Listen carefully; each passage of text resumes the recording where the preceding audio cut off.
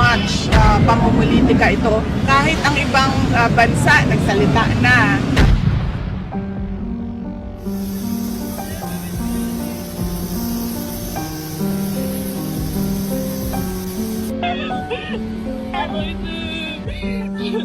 Ay, mamiss ka namin.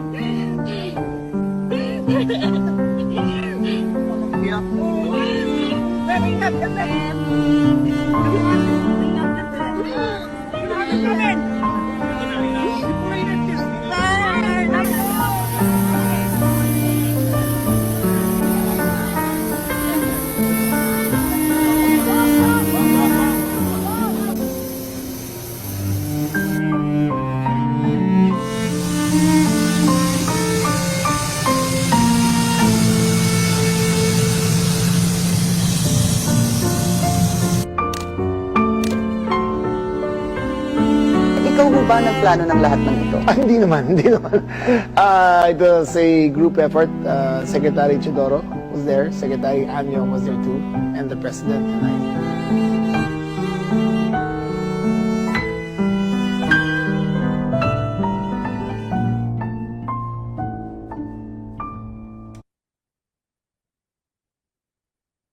Maraming salamat. Ito po ang napanood ng buong bansa at ang tanging tanong, bakit natin isinuko ang isang kapwang Pilipino? Kung ang iyong kapatid ay inuusig, ipapasa mo ba sa kamay ng iba?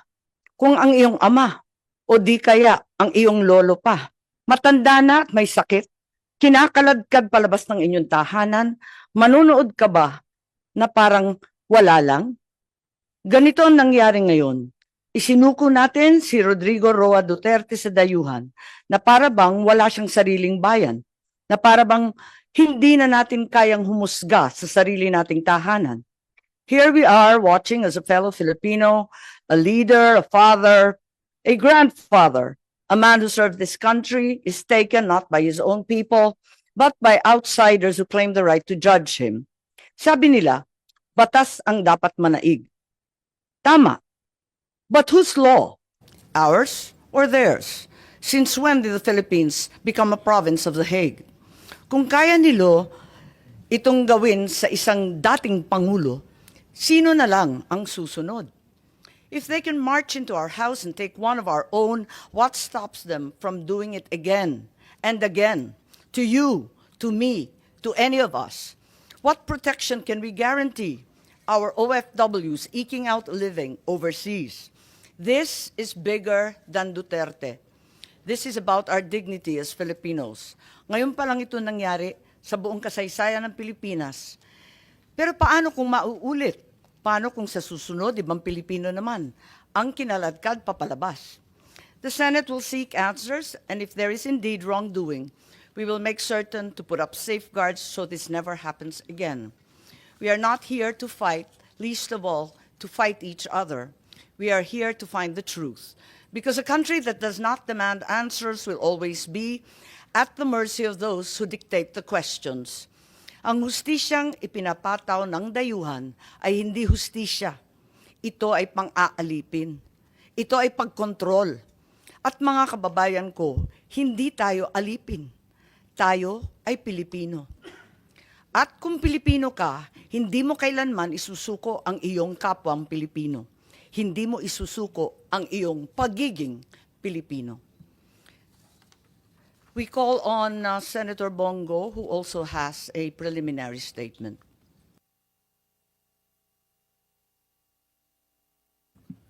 Senator Bong, I think you're on mute. There we go. Good day, Madam Chair, distinguished colleagues, to the resource persons present in this hearing.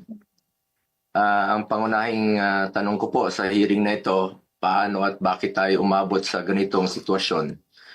Meron naman tayong umiiral na hustisya sa bansa, meron naman tayong sariling mga batas at korte. Bakit pinayagan po ng gobyerno na nakipin po ang isang Pilipino sa sarili nating bayan? Sabi nga ng mga nakakarami, too late the hero. Kaya kung anuman ang lumabas sa hearing na ito, si dating Pangulong Duterte ay ngayon nasa The Hague na po, Netherlands na po. Ano bang pwede pang magawa? I respect the initiative of this committee to hold the Senate inquiry. Bagamat nirerespeto natin ang pagdinig na ito, sinasabi ko rin po ang aking mga hinanakit na parang too late na po. Walang problema sa akin mag-hearing kahit araw-araw po. Pero tanong, may babalik niyo pa ba si Tatay Digong? Yan ang tinatawag ko na too late the hero na po. Useless lahat ng hearing na ito kung hindi na po may babalik si Tatay Digong. Kung kaya, pakiusap ko lang, kung kaya niyo po siyang dalhin doon in less than 1 day, sa loob po ng 13 na oras, dapat kaya niyo rin po siyang ibalik dito sa lalong madaling panahon. Dahil nangungulila po ang Pilipino at hindi kayang tanggapin ang nangyari sa kanya. Bilang isang mambabatas, nandun ako sa NAIA nung lumapag ang eroplanong sinasakyan ni dating Pangulong Duterte. Hindi po ako pinayagang makapasok. Kasama ko po ang kanyang mga doktor dahil may scheduled medical check-up po siya sa March 12. You may check the records po. Importante, masiguro ang kanyang kalusugan dahil 80 years old na po ang dating Pangulo. Pero mukhang hindi ito naisaalang-alang po ng otoridad dahil hindi siya pinayagan na mapunta sa ospital ni hindi nadala ang kanyang mga medisina. Alam niyo po, ako ang nagpapadala ng medisina niya sa bahay niya. Linggo-linggo po yan. Dahil yan po ang pinangako ko sa kanya noon. Bagamat hindi na po siya nakikialam sa akin sa politika. Pero sa kanyang medical, ay yan ang pinangako ko sa kanya na hindi ko siya pababayaan habang buhay. 27 po ang kanyang gamot. Sana po'y maibigay rin ang kinakailangang gamot at medical attention sa kanya habang nasa ibang bansa. Dahil karapatan naman po ito ng bawat tao. Constitutional right po natin yan. Sanay po siya na merong nurse, sanay po siya na may doktor na nag-aasikaso sa kanya. Naikwento nga sa akin ni Atty. Mejaldea na noong unang bumisita siya sa detention cell ay nakapaa siya dahil hindi po na naipasok ang kanyang mga gamit. Alam niyo, hirap na nga siya magmedyas. Hindi na niya kayang magmedyas mag-isa. At ngayon, it took Atty. Mejaldea several days bago maipasok yung mga kagamitan na kailangan ni Tatay Digong. Mahirap talagang kanyang sitwasyon ngayon na nakadetain.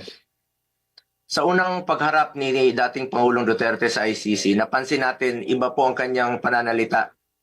Marahil ito ang estado ng kanyang kalusugan. Sa totoo lang po, several times na po naobserbahan ko yan noon. Yung kanyang pananalita, ganun yan. Pag hindi po naibibigay sa kanya yung saktong medisina na dapat niyang inumin. Marami na pong karamdaman si Tatay Digong. Sino ba namang 80 years old na walang gamot na iniinom at walang karamdaman? Yun po ang aking kinakatakot sa ngayon, ang kanyang kalusugan at ang kanyang kaligtasan. Kaya hindi ko po maintindihan bakit hindi pinayagan ng mga pulis ang doktor na makita siya. Okay na po ako, hindi niyo po ako pinapasok. Ilang beses po akong nakiusap. Pwede ba akong pumasok, sumunod? Pinababa nga ako sa sasakyan eh. Hindi po ako pinapasok doon sa Villamor Air Base. Pero nakiusap po ako na unahin na lang po yung doktor niya at yung ambulansya.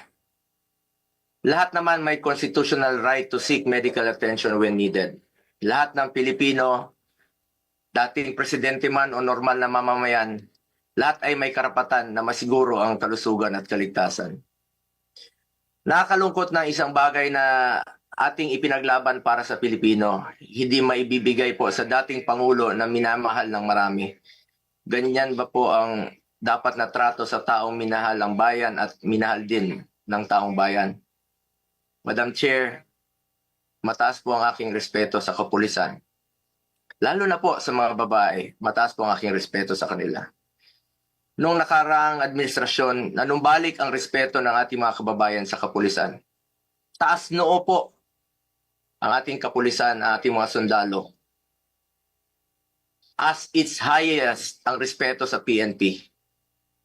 Inuna namin ang pagtaas ng sahod ng uniform personnel dahil alam namin kung ano ang sakripisyo ninyo para sa bayan.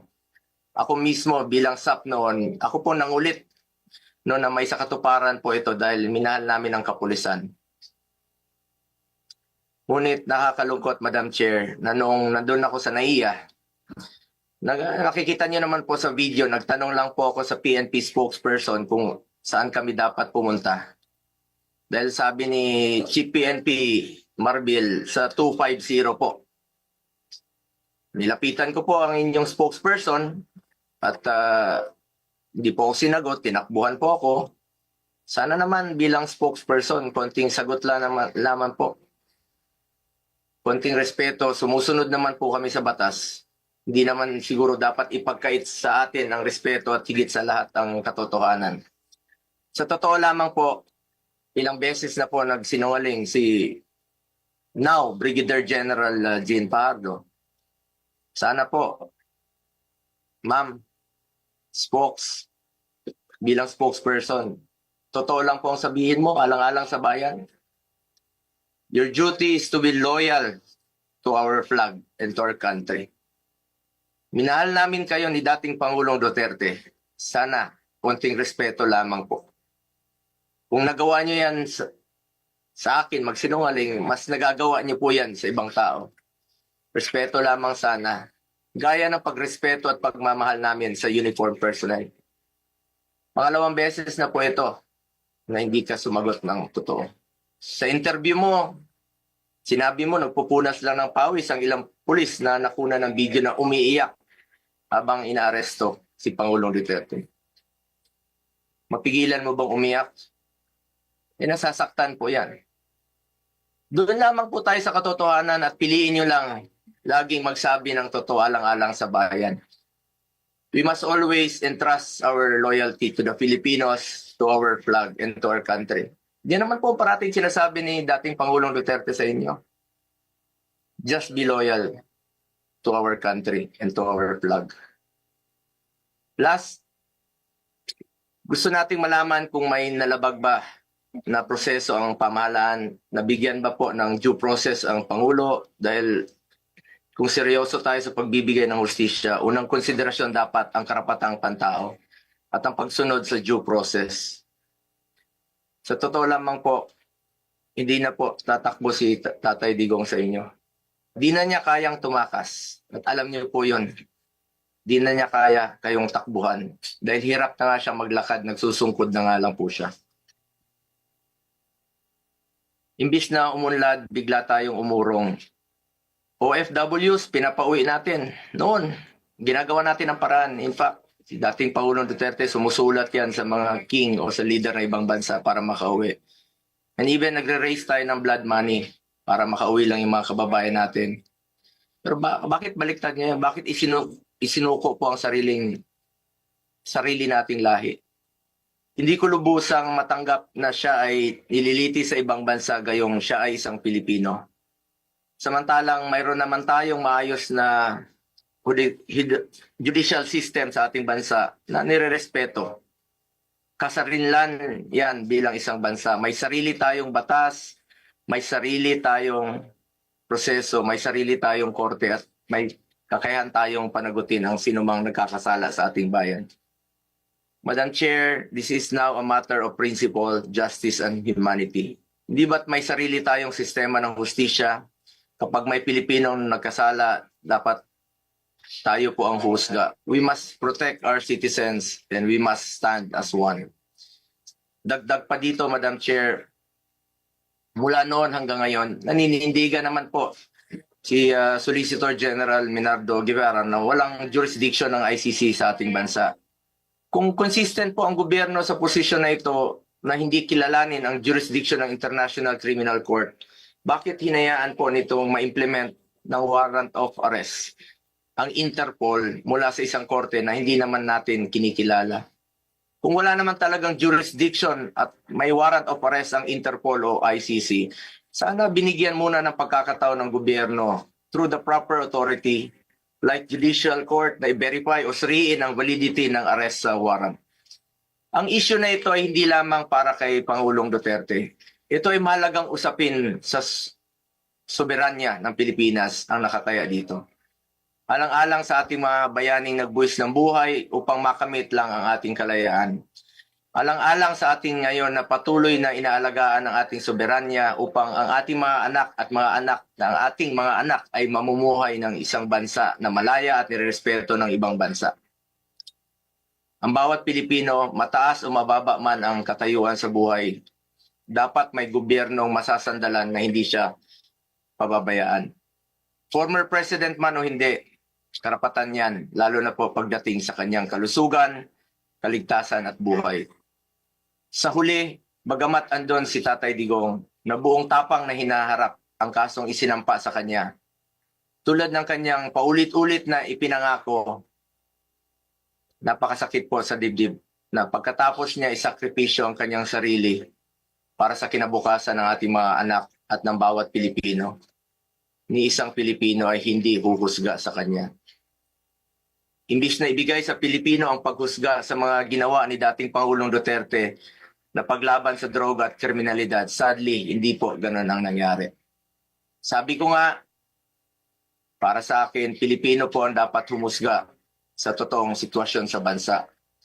Kung mas nakakalakad na po ba ang ating mga anak noong panahon niya, hindi po nasasaktan, hindi nababastos. Kayo po ang humusga. Pilipino po ang dapat humusga. Minahal tayo ni Tatay Digong. Ginawa niya po ang lahat para sa bayan.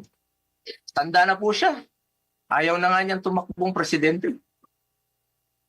Pero ginawa niya po ito dahil yan po ang kanyang sinumpaang tungkulin para sa mga kababayan natin Pilipino. Pero ngayon, hindi lang si Tatay Digong ang inialay at ipinamigay ng ating sariling kababayan. Misto lang inialay at ipinamigay din ito ang karapatan ng Pilipino na husgahan ang ating sariling kababayan at magdesisyon kung ano ang mas makakabuti sa ating bayan.